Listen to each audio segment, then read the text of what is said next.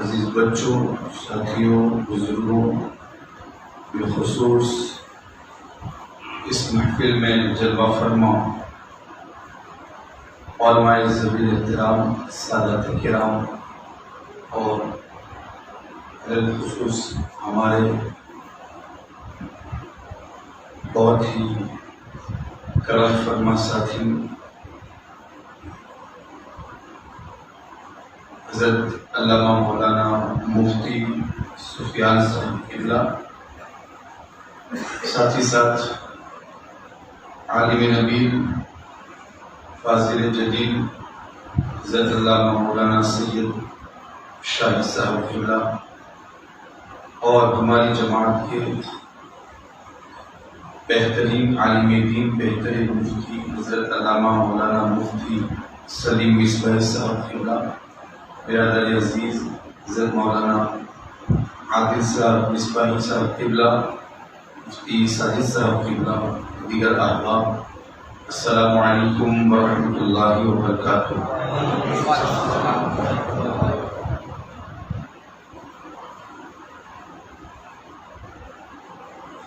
بسم اللہ الرحمن الرحیم، رب اشرح لی صدری ویسر لی امری واحلل عقدۃ من لسانی یفقہوا قولی۔ الحمد للہ رب العالمین، والصلاة والسلام علی سیدنا وسید الانبیاء والمرسلین وعلی آلہ واصحابہ اجمعین، اما بعد، فاعوذ باللہ من الشیطان الرجیم،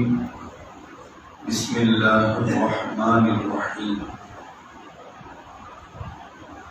والذین جاءوا من بعدهم یقولون ربنا اغفر لنا ولإخواننا الذین سبقونا بالایمان۔ صدق اللہ مولانا العظیم وبلغنا رسوله النبی الامین المکین الکریم، ونحن على ذلك لمن الشاهدين والشاكرين، والحمد لله رب العالمين۔ مولاي صل وسلم دائما ابدا على حبيبك خير الخلق كلهم، هو الحبيب الذي ترجى شفاعته لكل هول من الاهوال مقتحم۔ يا رب بالمصطفى بلغ مقاصدنا، يا رب بالمصطفى بلغ مقاصدنا، يا رب بالمصطفى بلغ مقاصدنا، واغفر لنا ما مضى يا واسع الكرم، واغفر لنا ما مضى يا واسع الكرم۔ محترم سامعین، آغاز گفتگو سے قبل آئیے ہم سب مل کر دل کی 18 گہرائیوں سے انتہائی لو لگا کر جس طریقے سے میں پڑھا ہوں بارگاہ رسالت مآب صلی اللہ تعالی علیہ وسلم ہدیہ درود پیش کر پڑھیں، الصلاۃ والسلام علیک یا رسول اللہ، الصلاۃ والسلام علیک یا رسول اللہ، الصلاۃ والسلام علیک یا حبیب اللہ، الصلاۃ والسلام علیک یا حبیب اللہ، وعلی آلک واصحابک یا نور اللہ صلی اللہ تعالی علیہ وسلم۔ محترم حضرات، جہاں پر حضرت مولانا سید نوشاد صاحب جیسے خطیب اور مفتی سفیان صاحب قبلہ جیسے خطیب اور مداح موجود ہوں، وہاں اس ناچیز کی کوئی ضرورت محسوس نہیں ہوتی، لیکن یہ ان کی زیادہ نوازی ہے کہ انہوں نے اس حسین محفل میں اس ناچیز کو یاد کیا اور احسان فرمایا۔ حضرت مولانا مفتی سفیان صاحب قبلہ سے ہمارا تعلق بہت پرانا ہے۔ جس وقت کہ ہم دارالعلوم گلشن اجمیر طالب علم تھے، ہم ایک کلاس میں پڑھتے بھی تھے، طالب علم تو آج بھی ہوں اور زندگی بھر رہوں گا، لیکن وہ دارالعلوم میں رہ کر جو طالب علمی کا جو زمانہ تھا اس زمانے کی بات، میں اس وقت بھی تعجب کرتا تھا اور آج بھی میں حیران ہوں اور متعجب ہوں اور خوشی بھی محسوس کر رہا ہوں۔ جب یہ دارالعلوم میں آئے تھے تو بہت چھوٹے تھے، بلکہ ہمارے دارالعلوم میں اس ادارے میں ان سے چھوٹا کوئی تھا ہی۔ جب یہ آئے تو اس وقت مجھے جو حیرت ہو رہی تھی، میں کہا اتنا چھوٹا کہ کپڑے کیسے دھوئے گئے، کیونکہ ہم تو گھر پر رہتے تھے۔ اس سے بڑی بات یہ تھی انہوں نے جو اپنا کام کرنا تھا وہ کر لے گئے۔ اس سے بڑی بات وہ تھی کہ ان کے والد محترم مرحوم ابراہیم اشرفی صاحب اتنے چھوٹے ہونے کے باوجود اور بچپن کے عالم میں اپنے دل سے علم کے لیے جڑا کس طریقے سے۔ ہمارے اپنے بچے ایک نہیں، 2 3 4 5 بچے ہوتے ہیں، لیکن ایک بھی ہم سے اگر جدا ہوئے ہمیں گوارا نہیں، ہماری آنکھوں سے اوجھل ہو گوارا نہیں۔ اس وقت بہت چھوٹے تھے، ایسے وقت میں انہوں نے ان کو دین کے لیے وقف کر دیا۔ یہ بہت بڑا کام اور یہ آج سمجھ میں آ رہا ہے کہ یہ اللہ رب العزت کی طرف سے تھا اور یہ سب ان کی بخشش اور نجات کا ذریعہ تھا کہ وہ اپنی بخشش اور نجات کا سامان پیدا کر رہے تھے۔ اور الحمدللہ اس کو جدا کرنے کی برکت یہ ہوئی کہ ان کے گھر میں ہر بچہ حافظ قرآن عالم ہو۔ یہ بہت بڑا سرمایہ ہے کہ حاجی ابراہیم قاضی ابراہیم مرحوم نے اپنا کام تو کر دیا اور وہ آج قبر میں آرام سے سکون سے سو رہے ہیں، اس لیے کہ اولاد والدین کے لیے اس درخت لگانے والے کی طرح ہوتی ہے نا کہ جب کوئی شخص درخت لگا دے اب اس سے کوئی بھی کھائے، کھانے کے بعد یہ نہ بھی کہے کہ جس نے درخت لگایا اس کو ثواب ملے، اللہ رب العزت بغیر کہے ثواب عطا فرماتا ہے۔ اولاد کی حیثیت والدین کے لیے ایسی ہی ہوا کرتی ہے کہ والدین اس دنیا سے رخصت بھی ہو جائیں اور ان کی اولاد اس زمین پر ایک بار کلمہ طیبہ بھی پڑھے اور یہ نہ بھی کہے کہ اس کا ثواب میرے والدین کو پہنچے، اللہ رب العزت ان کے نامہ اعمال میں ثواب لکھ دیا۔ اور آج یہ تو ایک نہیں 3 4 حفاظ کرام اور علماء کرام اور مفتیان کرام وہاں پر موجود ہیں۔ ان کی اولاد میں ان کے گھر میں کس قدر بڑا کارنامہ انجام دیا ہے انہوں نے، اور وہ بھی ایک مؤذنی کی حالت میں رہ کر، مسجد کے خادم رہتے ہوئے۔ دنیا کے بڑے بڑے سردار اور دنیا کے بڑے بڑے سرمایہ دار جو کام نہیں کر سکتے وہ ایک مؤذن نے کر کے دکھایا۔ اور ظاہر سی بات ہے وہی سمجھ سکتا ہے نا اس حقیقت کو کہ دنیا کے حوالے سے کام کیسے کرنا ہے، آخرت کے حوالے سے کام کیسے کرنا ہے۔ دنیا ہمارے لیے کیا حیثیت رکھتی ہے، یہ دنیا فانی ہے، بس آخرت ہی آخرت ہے اور جو کچھ ہے وہ وہیں پر حاصل کرنا ہے۔ تو اللہ اکبر، انہوں نے اپنے بیٹوں کو حافظ قرآن بھی بنایا، عالم دین بھی بنایا اور انہیں ڈگریاں بھی دلوا دی اور راہ راست پر ان کو گامزن بھی کر دیا، اور ہر ایک کو اپنی ذات میں ایک ایک انجمن بنا کر اس دنیا سے رخصت ہوئے اور پھر اس بات کے اور اس شعر کے مصداق ہو گئے کہ خاک ہو کر عشق میں آرام سے سونا ملا، جان کی اکسیر ہے الفت رسول اللہ۔ سبحان اللہ، خاک ہو کر، ہم سمجھتے ہیں وہ خاک میں چلے گئے، وہ خاک ہو گئے، خاک ہو کر، میرے امام کہتے امام اہل سنت، اسے مردہ بھی نہ کہو، خاک ہو کر عشق میں آرام سے سونا ملا، آرام سے سونا ملا۔ سونا جس کو ہم کہتے ہیں نا اونگنا، نیند لینا، خاک ہو کر عشق میں، جو عشق رسالت میں اس دنیا سے رخصت ہوتا ہے وہ کوئی معمولی بندہ نہیں ہوتا۔ امام اہل سنت کہتے ہیں وہ ہماری نظروں میں مردہ ہوتا ہے، ورنہ اس کی حقیقت تو یہ ہے کہ خاک ہو کر عشق میں آرام سے سونا ملا، جان کی اکسیر ہے الفت رسول اللہ کی۔ جو عشق رسالت میں دنیا چھوڑتا ہے مردہ نہیں ہوتا، وہ عشق رسول اللہ میں قبر میں جانے کے بعد بھی، خاک میں ملنے کے بعد بھی وہ زندہ ہوا کرتا ہے اور وہ سب کچھ دیکھتا ہوا رہتا ہے۔ جان کی اکسیر ہے الفت رسول اللہ کی۔ ہمیں یقین ہے کہ ان کی قبر میں اللہ رب العزت نے ان کی مغفرت فرما دی ہے، اور آج آج وہ ان کے درجات بلند ہو رہے ہیں اس لیے کہ ایک نیک اولاد اگر کسی کو نصیب ہو جائے اور اگر ایک مرتبہ کلمہ طیبہ بھی پڑھے تو ثواب لکھا جاتا ہے ان کے والدین کے نام اعمال میں. یہاں تو پورے مبلغین کی ایک ٹیم موجود ہے, دین کے لیے ایک دیوار بنا کر یہ گئے ہیں. تو پھر آج دیکھیں کوئی کہاں خدمت انجام دے رہا ہے, کوئی کہاں خدمت انجام دے رہا ہے. ابھی ابھی آپ نے نعت خوانی بھی سنی, محظوظ بھی ہوئے اور ساتھ ہی ساتھ میرے مصطفیٰ کریم کا سراپا بھی سنا. نعت کی صورت میں یہ خدمتیں ہیں اور یہ وہ کام ہے کہ جو ان کے والدین کی قبر میں ان کو تسکین پہنچانے والا کام ہے اور ان کی آنکھوں کو ٹھنڈک پہنچانے والا کام ہے. میں ان گفتگو کے ذریعے آپ لوگوں کو بھی ایک سبق دینا چاہتا ہوں کہ آپ بھی اپنی آخرت کا کچھ سامان پیدا کر کے لے جائیں. اپنے بچوں کو عالم دین بنائیں,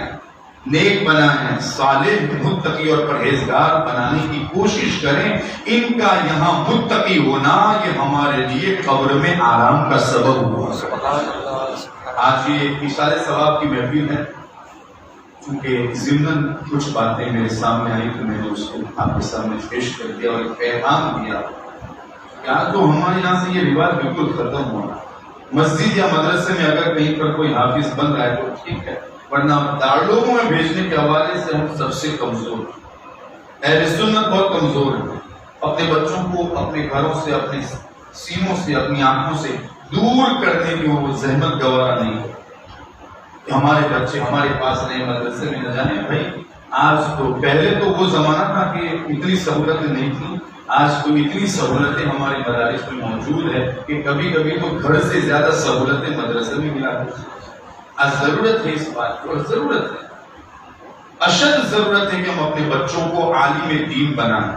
دین کا محافظ بنائیں. اس لیے کہ ہر گھر میں ایک عالم دین کا ہونا ضروری ہے. جس گھر میں بھی عالم دین ہوگا اس گھر کے رہنے والے افراد کا ایمان اس عالم دین کی برکتوں سے مضبوط تر ہوتا ہوا نظر آئے. عالم دین کی برکت ہے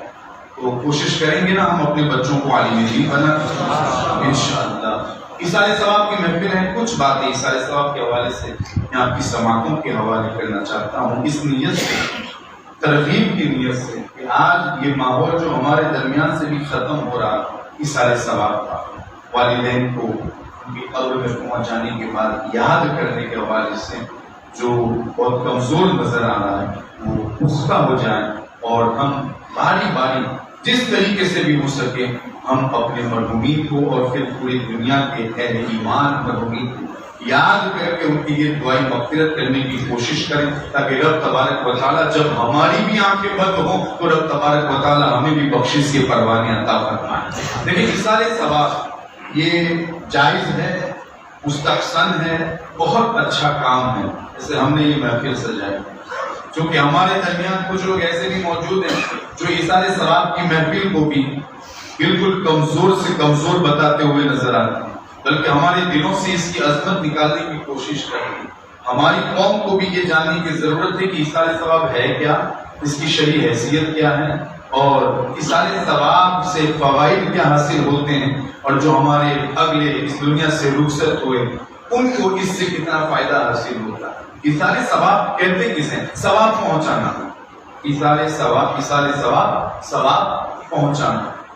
کب پہنچ سکتا ہے, کیسے پہنچ سکتا ہے؟ اس کو سننے سے پہلے یہ سمجھ لیں کہ یہ حدیث سے بھی ثابت ہے اور قرآن سے بھی ثابت ہے, حدیث مبارکہ سے بھی ثابت ہے, اور ہمارے بزرگان دین نے ہمیں تنہا نہیں چھوڑا. الحمدللہ ہر موڑ پر ہماری رہنمائی فرمائی, اور جس مذہب کے ہم ماننے والے ہیں اس مذہب کی روشن تعلیمات کا یہ حسن ہے, یہ خوبی ہے, یہ ایک جمال ہے کہ لوگ ایک بندے کو عاجز سے عاجز تر کرنے کی کوشش کر رہے ہیں. ہمارا مذہب ہمیں دنیا میں بھی سرخرو کر رہا ہے اور قبر میں پہنچ جانے کے بعد بھی بخشش اور نجات کے پروانے عطا فرماتا ہے. یہ اسلام کی روشن تعلیمات کا حسن میں آپ کے سامنے پیش کر رہا ہوں. کوئی مذہب اسلام سے بدزن ہونے کی کوشش نہ کریں, ہونا تو یہ چاہیے. اب میں یہ بات اس لیے کر رہا ہوں کہ میں آپ کو بتانا چاہتا ہوں کہ ہمارا مذہب کس قدر بہترین مذہب ہے کہ جو دنیا کے اندر تو ہر طرح سے ہماری رہنمائی کرتا ہے, ہر قدم پر ہماری مدد کرتا ہے، لیکن بندے کی آنکھیں بند ہو جائیں اور قبر میں پہنچ جائیں، اس کے بعد بھی اس کو فائدہ پہنچائے، اس مذہب کو مذہب اسلام کہا جاتا ہے۔ مذہب اسلام کہ بندے مومن آنکھیں بند کر کے اس دنیا سے رخصت ہو جائیں، اس کے بعد بھی قبر میں، چونکہ بندہ جب اس دنیا سے رخصت ہوتا ہے نا تو اس کے اعمال منقطع ہو جاتے ہیں۔ اذا مات ابن آدم انقطع عنہ عمله الا من ثلاث، کہ جب بندہ اس دنیا سے رخصت ہوتا ہے تو کیا ہوتا ہے؟ اس کے اعمال منقطع ہو جاتے ہیں، لیکن پھر حضور استثناء کرتے ہوئے ارشاد فرماتے ہیں کہ ہاں 3 کام ایسے ہیں کہ بندہ اس دنیا سے رخصت بھی ہو جائے، اس کے بعد بھی ان کاموں کی وجہ سے قبر میں پہنچ جانے کے بعد بھی ان کی نیکیوں کا میٹر چلتا رہتا ہے۔ سب سے پہلے صدقہ جاریہ تھی، صدقہ جاریہ۔ صدقہ جاریہ جیسے مسجد بن رہی تھی، آپ نے اس میں حصہ لے لیا، اور بھی بہت سارے کام ہیں، صدقہ جاریہ میں آپ نے حصہ لیا۔ صدقہ جاریہ اگر آپ نے اپنی دنیا کی زندگی کے اندر یہ کام کیا ہے تو پھر آنکھیں بند کر کے قبر میں پہنچ جائیں، رب قدیر صدقہ جاریہ کے حوالے سے اس کا ثواب آپ کے قبر میں پہنچ جانے کے بعد بھی آپ کو عطا فرمائے۔ سبحان اللہ۔ علم ینتفع به، اور ایک ایسا علم کہ جس سے ایک عالم فائدہ اٹھائے، ایک عالم اس سے فائدہ اٹھائے اور لوگ اس سے فائدہ اٹھاتے ہوئے ان کی تعلیمات اور ان کی رہنمائی میں اپنی زندگی گزارنے کی کوشش کریں، تو یہ بھی وہ کام ہے کہ بندہ پہنچ جاتا ہے تو قبر میں، لیکن رب قدیر دوسروں کے عمل کرنے کی وجہ سے اس کا ثواب اس کے نامہ اعمال میں عطا فرماتا ہے۔ اسی طریقے سے تیسری چیز ہے ولد صالح یدعو لہ، کہ نیک اولاد جو ہوئے زمین پر وہ چھوڑ کر جاتا ہے، جب وہ اس کے لیے دعا کرتے ہیں تو اللہ رب العزت ان کی دعاؤں کی برکت سے رب قدیر انہیں قبر میں ان کے نامہ اعمال میں ثواب عطا فرماتا ہے۔ یہی وجہ ہے کہ حدیث مبارکہ میں آیا ہے کہ نبی کریم صلی اللہ تعالیٰ علیہ وسلم کی حدیث کا مفہوم ہے کہ کل میدان قیامت میں ایک بندے کو اٹھایا جائے گا، اس کے سامنے بہت ساری نیکیاں ہوں گی۔ اب اس کو پتا ہے کہ میں نے دنیا میں زندگی کیسے گزاری اور کتنی نیکیاں کی ہیں۔ جب وہ نیکیوں کے پہاڑ اپنے سامنے دیکھے گا تو وہ خود تعجب کرے گا اور پھر سوال کرے گا کہ یہ نیکیاں آئی کہاں سے، میں نے اتنی نیکیاں تو کی نہیں تھی۔ پھر اس کو کہا جائے گا سن، تو چلا گیا تھا قبر میں، تو آ گیا تھا مٹی میں، لیکن تو نے اپنے پیچھے اولاد چھوڑی تھی، رشتہ دار چھوڑے تھے، گھر والے چھوڑے تھے، دوست و احباب چھوڑے تھے، تیرے جانے کے بعد انہوں نے تیرے لیے دعائے مغفرت کی تو اللہ رب العزت نے تیری نیکیوں میں اضافہ کر دیا، اور آج یہ وہی نیکیاں ہیں جو تیرے دوست و احباب نے تجھے پہنچائے۔ اس سے پتا چلا کہ ایثار ثواب کا ہمیں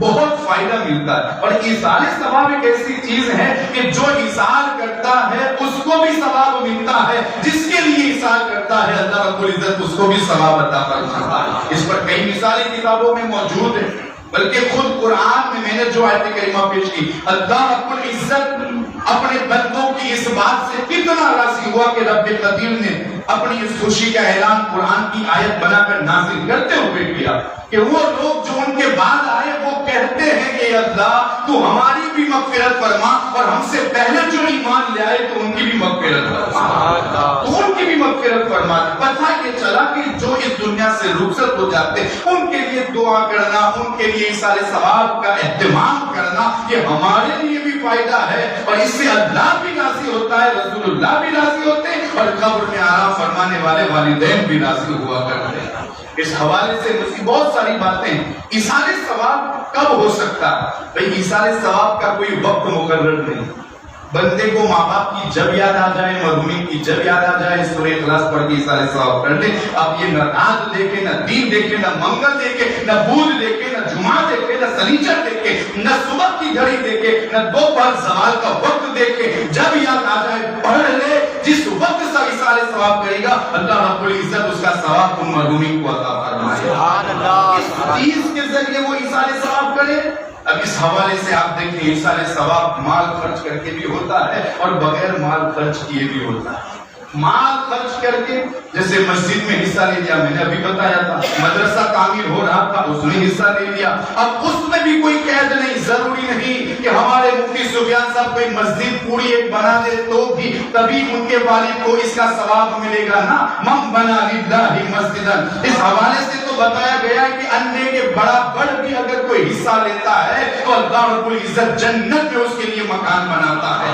اور جس کی طرف اس کو وہ منسوب کرتا جائے گا۔ اور پھر اسلام کا حسن دیکھے کہ ایک کے لیے نہیں، اگر وہ اسی ایک کام کے لیے اور اسی ایک کام کے کرنے کے بعد اپنے والدین، رشتہ دار، دوست و احباب، محلے والے، گاؤں والے، شہر والے، صوبہ والے، ملک والے، دنیا والے، جتنے بھی اہل ایمان، بلکہ حضرت آدم سے لے کر آج تک، آج سے لے کر قیامت تک جتنے بھی مومنین ہوئے ہوں گے، اگر اسی ایک چھوٹے سے کام پر جو اخلاص کے ساتھ کیا گیا تھا اگر وہ اس کو شریک کر لیتا ہے تو اللہ رب العزت ہر ایک کو اتنا ہی ثواب عطا فرماتا ہے۔ یقین نہیں، جب ان کے لیے وہ دعائیں مغفرت کرتا ہے اور اس کام میں وہ شریک کر لیتا ہے تو اللہ رب العزت ان سب کے برابر سارے ثواب کرنے والے کو ثواب عطا فرماتا ہے۔ ہمارے مذہب کا حسن ہے اگر کوئی اس کو سمجھنے کی کوشش کرے کہ اسلام کس قدر حسین مذہب ہے کہ دنیا میں بھی ہماری ضرورتوں کو پورا کرتا ہے، قبر میں پہنچنے کے بعد بھی وہ ہماری ضرورتوں کو پورا کرتا ہے۔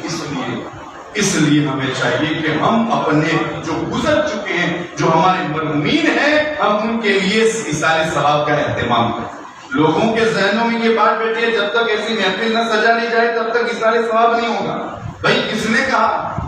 بیڈ پر آرام کرتے ہوئے اگر ماں باپ کی یاد آ جائیں اسی وقت پڑھ لیں سورہ اخلاص، اور سورہ اخلاص پڑھ کے ان کو سارے ثواب کر دیں، اور اگر اس کو بڑھاتے ہیں یعنی تعداد کے حوالے سے تو دو باتیں نبی کریم صلی اللہ تعالیٰ علیہ وسلم، شرح الصدور میں یہ روایت موجود ہے کہ نبی کریم صلی اللہ تعالیٰ علیہ وسلم نے ارشاد فرمایا جو 11 مرتبہ سورہ اخلاص کی تلاوت کرتا ہے اور اپنے مرحومین کو سارے ثواب کرتا ہے، اللہ رب العزت سارے مرحومین کی مغفرت فرماتا ہے اور ان کی تعداد کے برابر پڑھنے والے کو بھی ثواب عطا فرماتا ہے۔ عالمگیری میں 7 مرتبہ کا ذکر ہے،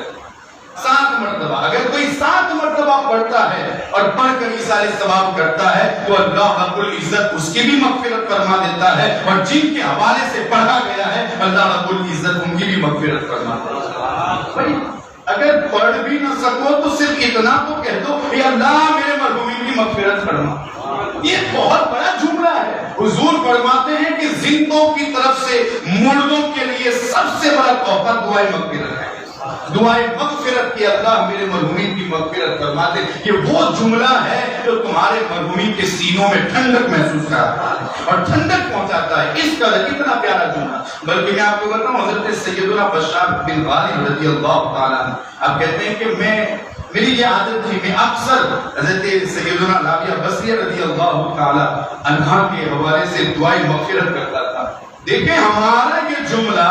کس قدر رب کی بارگاہ میں اہمیت رکھتا ہے۔ کہتے ہیں کہ جب میں ان کے لیے دعائیں مغفرت کرتا تھا تو ایک مرتبہ وہ خواب میں آئی اور انہوں نے کہا کہ تمہارے نور کے تحفے ہمیں بہت ملتے ہیں۔ تمہارے نور کے تحفے، کہا نور کے تحفے ملتے ہیں۔ اب ان کو تو یہ تھا نا کہ میں تو ان کے لیے دعائیں مغفرت کرتا تھا، لیکن وہ کس انداز سے اور اس کی اہمیت کیا ہوتی ہے رب کے نزدیک وہ اب بتا رہی کہ ہاں جب کوئی زندہ اپنے مرحوم کے لیے اور اپنے گزرنے والے کے لیے جب دعائیں مغفرت کرتا ہے اللہ رب العزت اس کو نور کے تھالوں میں رکھتا ہے اور اس پر ریشمی رومالوں کو ڈھانکتا ہے اور ڈھانکنے کے بعد صاحب قبر پر پہنچاتا ہے۔ یہ وہ تحفہ ہے جو تمہارے زندوں نے تمہارے لیے بھیجا ہے۔ اس قدر اہمیت ہوتی ہے ہمارے ان جملوں کی کہ اللہ رب العزت ان کی مغفرت فرما دیتا ہے۔ اور پھر یہ نماز پڑھ کر یہ سارے ثواب ہوتا ہے نا، بغیر مال خرچ کیے، مال خرچ کیے بھی ہوتا ہے، تو مال خرچ کر کے تو آپ کو سمجھ میں آ گیا، بغیر مال خرچ کیے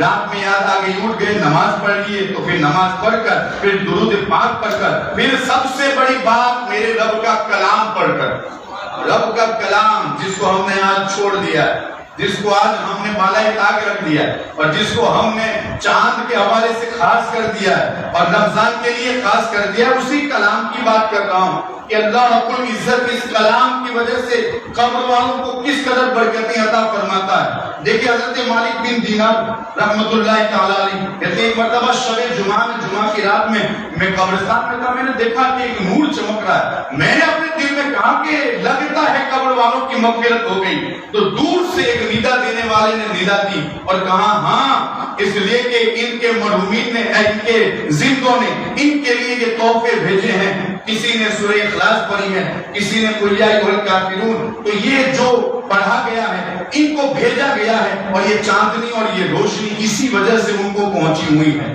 یار جس مذہب سے آپ کا تعلق ہے وہ مذہب کوئی معمولی مذہب نہیں، وہ غیر معمولی مذہب ہے جو اللہ رب العزت نے ہمیں بن مانگے عطا فرمایا ہے۔ قربان جائے نا اس مذہب پر، قربان جائے اس مذہب پر کہ یہ کتنا پیارا مذہب ہے، کتنا حسین مذہب ہے کہ جب کوئی اس کو دنیا کے حوالے سے دیکھتا ہے تو دنیا میں بھی ضرورت پوری ہوتی ہے، قبر میں بھی ضرورتیں پوری ہوتی ہے۔ پھر کہتے ہیں کہ ہاں ایک شخص نے رات میں اٹھ کر 2 رکعت نماز ادا کی، اس میں پہلی رکعت میں سورہ قل یا ایھا الکافرون پڑھا اور دوسری میں سورہ اخلاص پڑھا، اور اس نے ختم ہونے کے بعد ہاتھ اٹھا کر کہا اے اللہ میں اس کا ثواب فلاں فلاں فلاں فلاں قبر والوں کو بھیجتا ہوں، تو قبول کر لے۔ اللہ نے قبول فرما دیا ہے اور ان کو ایصال ثواب ہو گیا ہے اور ان کی مغفرت فرما دی ہے۔ حضرت مالک بن دینار کہتے ہیں کہ یہ سننے کے بعد چونکہ وہ جو غیب سے آواز آئی تھی نا، میں نے اس کو کہا تھا کہ تو مجھ کو بتا تجھے اس کا واسطہ جس نے تجھ کو گویائی عطا فرمائی، اس نے جب مجھے کہا تو میں نے بھی یہ معمول بنا لیا کہ ہر شب جمعہ کو میں بھی اٹھتا تھا، 2 رکعت نماز ادا کرتا تھا، سورہ کافرون اور سورہ اخلاص کی تلاوت کرتا تھا، اور کرنے کے بعد میں اپنے مرحومین کو ایصال ثواب کرتا تھا۔ ہوا یہ کہ ایک دن میرے مصطفیٰ کریم خواب میں تشریف لائے۔ ایصال ثواب لوگ اس پر جھگڑتے ہیں کہ یہ جائز ہے یا نہیں، یہ وہ کام ہے جو مستحسن بھی ہے، جائز بھی ہے، اچھا بھی ہے، رب کو راضی کر دینے والا بھی ہے، اور یہی وہ کام ہے کہ جس کی وجہ سے خواب میں دیدار مصطفیٰ بھی نصیب ہوتا ہے۔ حضرت مالک بن دینار کہتے ہیں کہ خواب میں تشریف لائے اور کہا تمہارا بھیجا ہوا تحفہ میری امت کو اچھے سے ملتا ہے۔ اور ایک بات ہمیشہ یاد رکھیں، بلکہ چونکہ آج کے اس اجتماع کو ہم تربیتی اجتماع بنانا چاہتے ہیں تاکہ ہمارے اس مرحوم کو مکمل ٹھنڈک پہنچے، ان کی اولاد نے کر دکھایا، اور جو بھی دین کی باتیں پہنچ رہی ہیں کاش کہ آپ میں سے وہ اس پر عمل کرنے کی کوشش کرے اور ان کو بھی اس کا ثواب ملتا رہے۔ حضور علیہ الصلوۃ والسلام کو سب سے زیادہ خوشی ان کی امت کی مدد کرنے میں۔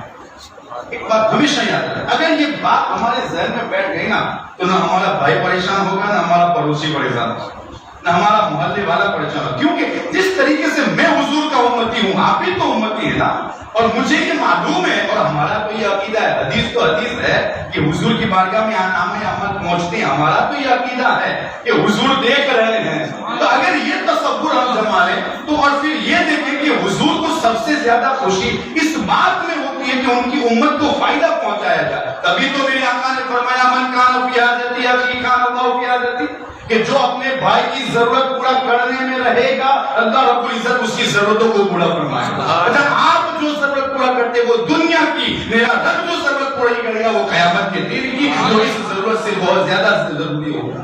اس کی ضرورت کو وہاں پر پورا کیا جائے۔ پتہ یہ چلا حضور علیہ الصلوۃ والسلام کو اپنی امت سے محبت بھی ہے، اور جو ان کی امت سے محبت کرتا ہے ان کو فائدہ پہنچاتا ہے، حضور ان سے بھی محبت کرتا ہے۔ اب یہاں پر ایک بات اور تقریب فہم کے لیے اور سمجھانے کے لیے بتاؤں، آپ کو پتہ ہے حضور جب معراج کو جا رہے تھے اور جس وقت حضرت جبریل نے ساتھ چھوڑا، اس وقت جاتے ہوئے میرے مصطفیٰ کریم نے پوچھا تھا جبریل جا رہا ہوں اس بارگاہ میں، قرب حاصل ہونے والا ہے، جلوہ خاص میں پہنچنے والا ہوں، کوئی عرض ہو تو کہو تاکہ میں پہنچاؤں۔ یہ ایک احسان تھا، حضرت ابراہیم جب آگ میں پہنچ رہے تھے تو وہ بھی آئے تھے نا وہاں پر، اور آ کر پوچھا تھا نا کہ ابراہیم جا رہے ہو آگ میں، کوئی ضرورت ہو تو بتاؤ، مدد کی ضرورت ہے؟ کہاں مدد کی ضرورت ہے لیکن آپ سے نہیں اللہ سے، کہاں عرض کیجئے کہاں وہ بہتر جانتا ہے۔ یہ ایک احسان تھا، جاتے جاتے میرے مصطفیٰ اس کو بھی چکا رہے ہیں اور ادا کر جبریل میں جا رہا ہوں رب کی بارگاہ میں، کوئی عرض ہو تو بتا دو۔ کہ حضور عرض کو صرف اتنی ہوئی اپنے رب سے اتنی اجازت لے لیں کہ جب آپ کی امت جب پل صراط سے گزرے تو مجھے پر بچھانے کی اجازت مل جائے تاکہ آپ کی امت اسی سے گزر جائے۔ مجھے بتاؤ حضرت جبریل کو سب کچھ چھوڑ کر امت کے حوالے سے اس حوالے سے عرض کی کہ یا رسول اللہ کچھ نہیں چاہیے، مجھے کچھ نہیں چاہیے، بس اتنی اجازت چاہیے، آپ کی امت جب پل صراط سے گزرے تو وہاں مجھے پڑ بچھانے کی اجازت مل جائے تاکہ آپ کی امت آسانی سے پل صراط کو عبور کر جائے اور پار کر جائے۔ اسی کو امام اہل سنت نے بہترین انداز میں پیش کیا ہے۔ دیکھیں نا، اہل صراط روح امی کو خبر کریں، اہل صراط یعنی پل صراط والے، اہل صراط روح امی کو خبر کریں،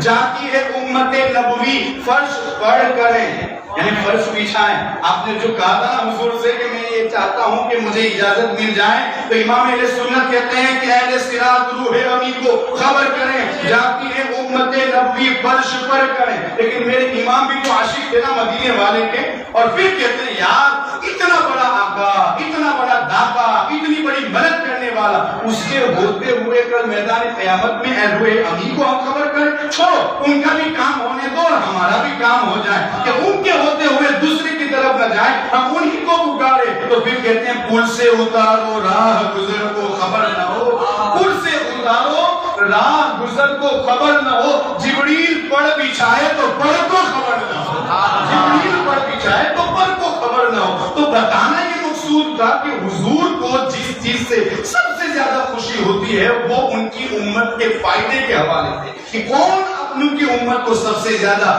فائدہ پہنچاتا ہے، تو حضور اس سے بڑے خوش ہوتے ہیں۔ حضور خواب میں تشریف لائے مالک بن دینار کے، اور پھر خواب میں آنے کے بعد کہا تمہارا تحفہ میری امت کو بہت مل رہا ہے۔ کہا یا رسول اللہ صلی اللہ تعالی علیہ وسلم میرا یہ معمول ہے کہ میں یہ کرتا ہوں، کہاں یہی چیز ان کو مل رہی ہے، اور سنو تمہارے اس کام کی وجہ سے اللہ رب العزت نے تمہاری بھی مغفرت فرما دی ہے، تمہاری بھی مغفرت فرما دی ہے۔ ایصال ثواب کبھی بھی کر سکتے ہیں، جس انداز سے چاہے کر سکتے ہیں، جس طریقے سے چاہے کر سکتے ہیں، اور یہ جائز بھی ہے، مستحسن بھی ہے۔ بلکہ اگر سورہ اخلاص پڑھنے کا بھی ٹائم نہیں ہے نا بھائی، سورہ اخلاص تو کم سے کم صلی اللہ علی محمد پڑھنے کا ٹائم ہے،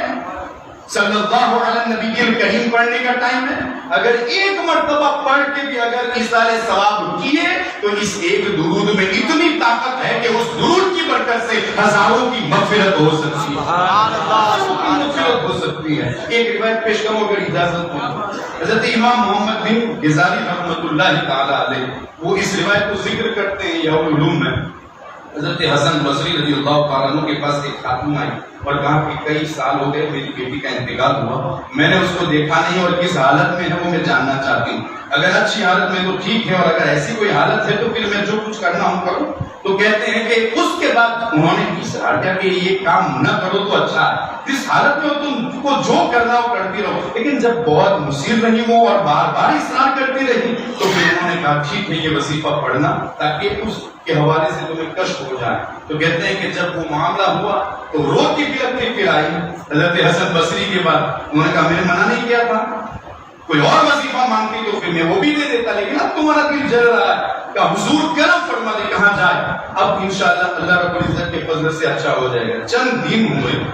کہ خود حضرت حسن بصری نے ایک خاتون کو خواب میں دیکھا جو جنت میں رحمتوں کے نیچے نہا رہی ہے، اور ایک روایت میں تو یہ بھی ہے کہ وہ جھولے جھول رہی تھی۔ ادھر انہوں نے خواب تو دیکھا اور توجہ نہیں کی، لیکن اس خاتون نے خود مخاطب ہو کر کہا حسن جانتے ہو؟ کہا نہیں کون؟ کہا وہی خاتون ہو نا کہ چند دن پہلے میری والدہ تمہارے پاس آئی تھی اور میری شکایت کی تھی۔ کہا انہوں نے تو کہا تھا کہ تم مصیبت میں ہو، تم پریشانی میں ہو، تم تکلیف میں مبتلا ہو، اور تمہاری حالت تو یہاں جداگانہ ہے، تمہاری حالت تو بدلی ہوئی ہے، تم تو اس حالت میں ہو اور تمہاری والدہ تو پریشان تھی۔ کہا ہاں جس وقت وہ آئی تھی میں پریشانی کے عالم میں تھی، لیکن ہوا یہ کہ ایک مرتبہ ہمارے قبرستان کے قریب سے ایک شخص گزرا، گزرتے گزرتے ایک بار درود پڑھا رب قدیر نے، اسی درود کی برکت سے ہماری مغفرت فرما دی۔ بہت آسان ہے دین، بہت اچھا ہے دین، بہت حسین ہے ہمارا مذہب، ہمارا اسلام۔ ہمیں اس حوالے سے اس کو سمجھنا چاہیے، اس کو سمجھنے کی ضرورت ہے، اور جو جو تعلیمات اس نے پیش کی ہے ہمیں اس پر عمل کرنے کی ضرورت ہے۔ فائدہ یہ ہوگا کہ ہماری دنیا بھی سنور جائے گی اور ہماری آخرت بھی سنور جائے گی۔ استغفر اللہ ربی من کل ذنب واتوب الیہ وما علیہ